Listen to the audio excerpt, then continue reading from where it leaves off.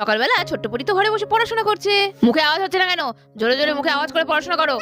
জানো তো আমার চিৎকার করে পড়তে ভালো লাগে না, পড়ছি তো আমি। পড়ছিস না, বসে বসে দিবা স্বপ্ন দেখছিস, সেটা বুঝবো কি করে? আচ্ছা আমি যেটা বললাম সেটা কর, মন দিয়ে জোরে জোরে পড়, আমি যেন সব শুনতে পাই।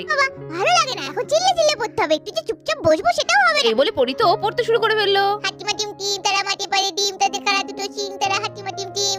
হ্যাঁ একদম, এই তো এবার হচ্ছে, এইভাবে পড়তে হবে। শোনো, আমি ওদিকে রান্না দেখতে যাচ্ছি, একটু পরে এসে কিন্তু পড়া ধরবো, না পারলেই দেবো পিঠের ছাল তুলে। লা লা লা লা লা, হুম হুম হুম হুম হুম। ইস, মামাম তো না জানো একজন হিটলার। যাক বাবা, বাইরে গেছে, এবার একটু বসে নি। এই বুধু, খেলা আমার সঙ্গে একটু, মা আসা দেরি আছে রে, চল চল একটু খেলে নি। আমার বুধু সোনা, বল বল বল, আজকে আমি তোকে খাবো, তুই কি খাবি, কি খেতে ভালোবাসি, তারপরে ঘুম পাড়াবো।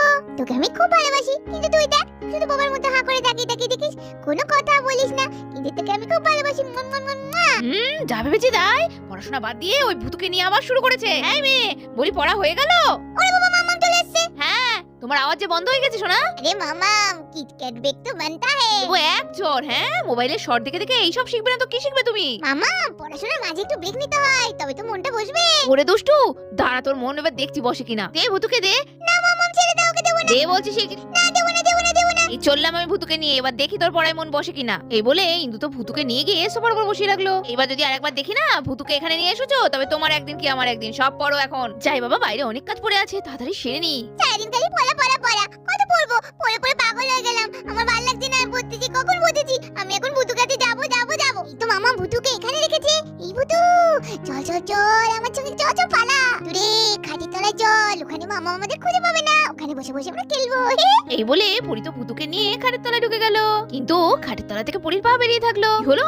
বললাম গলা জোরে জোরে চিৎকার করে পড়বি, কোনো আওয়াজ পাচ্ছি না কেন? আরে আরে, এখানেই তো ছিল মেয়েটা, বই খাতা সব পড়ে আছে, পরি কেন নেই? না, ও তো ঘর থেকে বেরোয়নি, আমি তো ওখানেই ছিলাম। আরে আরে, ভূতু তো এখানেই ছিল, কোথায় গেল? ওই ভূতুকে নিয়ে কোথাও কেটে পড়েছে, আর ওকে নিয়ে খেলছে লুকিয়ে লুকিয়ে। ওর একদিন কি আমার একদিন, দাঁড়া। তো বাইরে যখন যায়নি, এই ঘরের মধ্যেই কোথাও আছে। কোথায় লুকোতে পারে, কোথায় লুকোতে পারে? আরে আরে আরে, ওইখানে মনে হচ্ছে না পা দেখা যাচ্ছে পরে।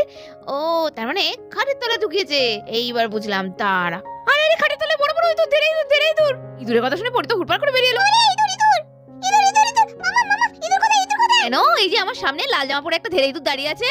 ওরে হ্যাঁ, তুই পালিয়ে গিয়ে খাটের তলায় ঢুকেছিস খেলা করার জন্য।